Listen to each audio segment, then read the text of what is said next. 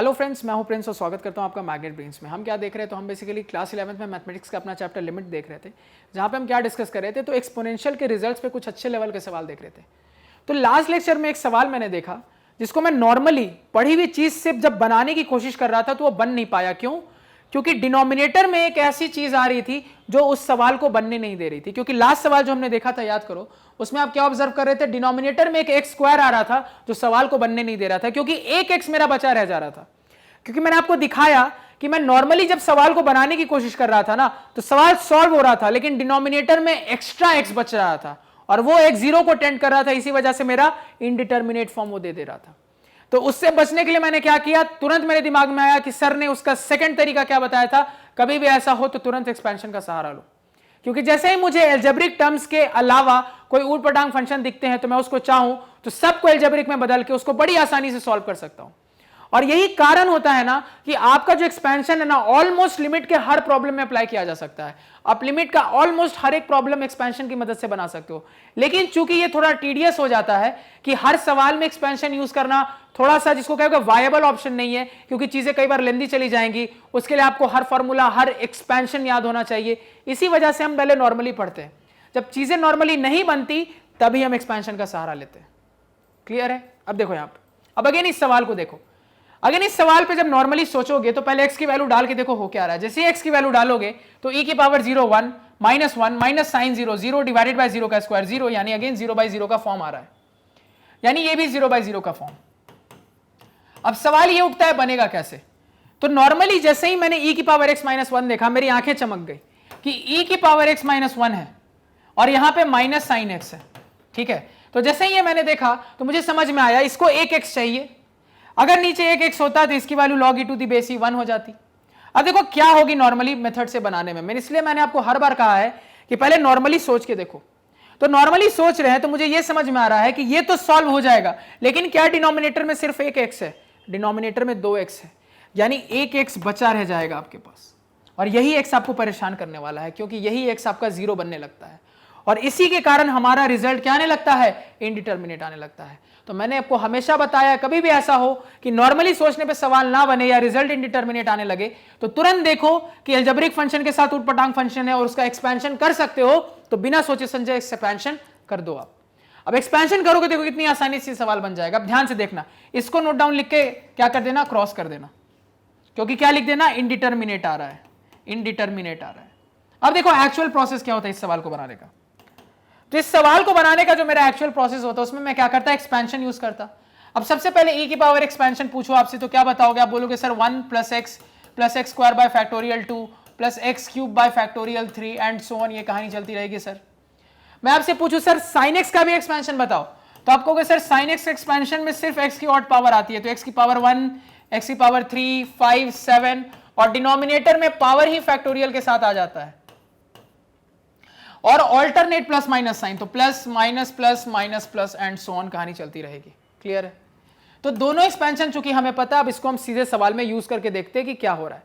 तो जैसे ही इसको सवाल में यूज करेंगे तो मुझे यहां क्या दिख रहा है, लिमिट x टेंड्स टू 0, मेरे पास आ जाएगा e की पावर x यानी 1 plus x square divided by factorial 2 plus x cube divided by factorial 3 and so on. ये कहानी चलती रहेगी।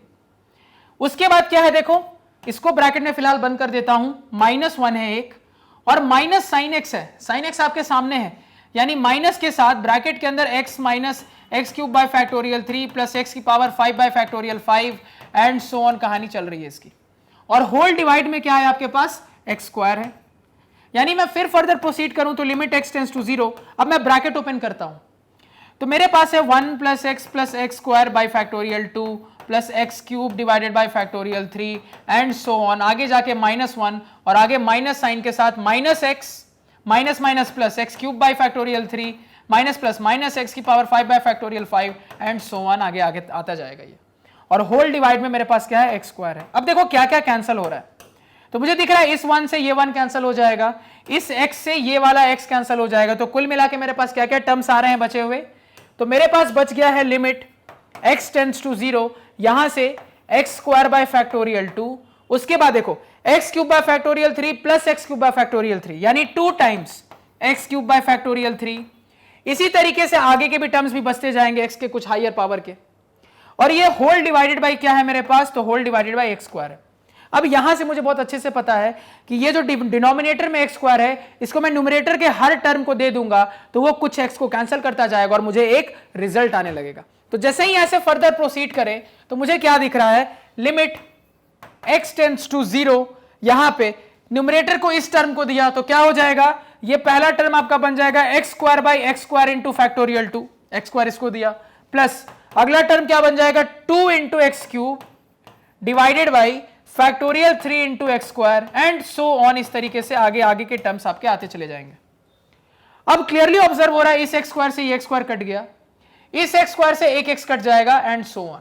तो मतलब मेरे पास रिजल्ट आ रहा है लिमिट एक्स टेंड्स टू 0, यहां से 1 बाई फैक्टोरियल 2 प्लस यहां से 2 by factorial 3 into x plus so on. अब यही मेरी बात को समझना, अब इससे ज्यादा क्या सिंप्लीफाई हो सकता है, नहीं। तो मुझे क्लियरली पता है अब एक्स की वैल्यू डालनी है।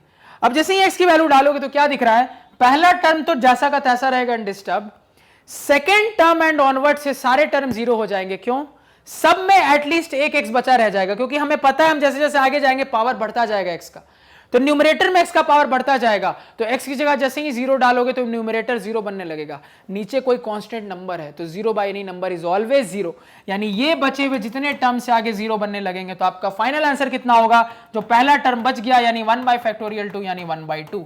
नोट डाउन करें इसको। क्लैरिटी, किसी को कोई दिक्कत, कोई समस्या, कोई परेशानी नहीं होनी चाहिए।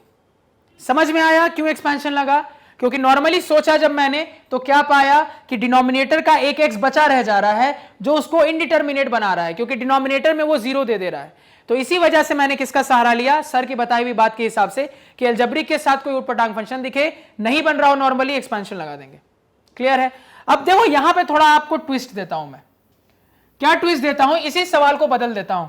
कैसे बदल देता हूं, तो बदल के सवाल को मैं क्या कर देता हूं, यहां से स्क्वायर हटा देता हूं। ये ट्विस्ट है सवाल का, यानी ये एक नया लिमिट का सवाल है जहां पे अब डिनोमिनेटर में एक्स स्क्वायर नहीं है, एक्स है। अब बताओ क्या यहां पे भी एक्सपेंशन की जरूरत पड़ेगी, टाइम लो 10 सेकंड सोच के बताओ, क्या इस सवाल में भी एक्सपेंशन की जरूरत है। अब देखो यहां पे, तो यहां पे मैं आपको कहूंगा कि सर मुझे यहां पे एक्सपेंशन की कोई जरूरत नहीं है। क्यों जरूरत नहीं है, क्योंकि क्लियरली ऑब्जर्व हो रहा है सर कि मुझे e की पावर x माइनस 1 दिखने लगा, इसको डिनोमिनेटर में एक x चाहिए और डिनोमिनेटर एक ही x प्रोवाइड कर रहा है, तो डिनोमिनेटर में कोई x बच नहीं रहा है, सारा का सारा x यूज हो रहा है, तो मुझे कभी भी प्रॉब्लम नहीं देगा। तो यहां एक्सपेंशन की जरूरत नहीं थी। ये सवाल एक्सपेंशन से भी बन सकता था जैसे बनाया, कोई दिक्कत नहीं है, लेकिन जब जरूरत नहीं है तो क्यों अप्लाई करेंगे, इसलिए पहले एक बार चेक कर लेते हैं, अगर नहीं बनता तब एक्सपेंशन का यूज करते हैं। मतलब अगर नॉर्मली सवाल को बनाने जाते तो देखो कैसे बनाते, बहुत सिंपल था। मुझे इसमें e की पावर x माइनस 1 भी दिख रहा है और साइन x भी दिख रहा है, और मुझे पता है कि जैसे ही x 0 को टेंड करेगा तो मैं इन दोनों के लिए अलग अलग तरीके से अपने लिमिट के रिजल्ट जानता हूं। तो इस चीज को अगर मैं अप्लाई करूंगा तो मेरे पास आ जाएगा लिमिट x टेंड्स टू 0, यहां से क्या हो जाता है इसी सवाल में चेंज, तो मेरे पास आ जाता e की पावर x माइनस 1 को मैं फिलहाल एक साथ लिख लेता हूं अपनी अंडरस्टैंडिंग के लिए, और माइनस साइन x को थोड़ा अलग लिख लेता हूं, और होल डिवाइडेड बाई x है। तो यहां से अब सिंपल में क्या लिख सकता हूं, limit x tends to 0, e की पावर x माइनस 1 इसको मैं बाई x कर देता हूं अलग, और इस x को sin x को भी अलग कर देता हूं minus sine x by x। अब मुझे बहुत अच्छे से एक चीज पता है कि जब लिमिट x टेंड्स टू 0 होती है तो इसकी वैल्यू भी log e to the base यानी कि 1 होती है, और इसकी वैल्यू भी 1 होती है, हमने पढ़ा है। यानी मेरे पास फाइनल रिजल्ट कितना आ गया, 1 माइनस 1 यानी कि 0। नोट डाउन करो इसको, और यहां पे क्या लिखोगे ब्रैकेट में, expansion not required, can be solve but not required. तुम सॉल्व कर सकते हो लेकिन जरूरत नहीं है। क्यों जरूरत नहीं है, क्योंकि जैसे ही दिमाग में मैंने इसको हल्का सा सॉल्व करके देखा तो देखा कोई भी ऐसा एक्स्ट्रा x नहीं आ रहा जो मुझे परेशान करने वाला है। जितनी बातें बोली बहुत इंपॉर्टेंट है, हर एक चीज ध्यान में रखना। तो यहां पे हमारा एक्सपोनेंशियल बेस्ड रिजल्ट्स खत्म होता है। अब नेक्स्ट लेक्चर से हम क्या करेंगे, नई लिमिट की अपनी कंसेप्ट्स को देखेंगे, मतलब कि लिमिट में अब कौन कौन सी चीजें हमें बाकी है वो डिस्कस करेंगे। तो आई होप आपको चीजें क्लियर हो गई, कोई डाउट नहीं है एक्सपोनेंशियल में। अगर लगे कहीं पे भी कोई डाउट रह गया हो तो आप कमेंट सेक्शन में जरूर बताना। तो आज के पढ़ाए हुए नोट्स आप हमारी ऑफिशियल वेबसाइट magnetbrains.com से डाउनलोड कर सकते हैं, जिसका लिंक वीडियो के डिस्क्रिप्शन में है। magnetbrains.com पे आपको क्लास 4 से लेकर 12 तक सारे सब्जेक्ट्स और कोर्सेज मिल जाते हैं, सिस्टमैटिक ऑर्डर में अरेंज्ड, और वो भी free of cost. So please do visit our site. Thank you.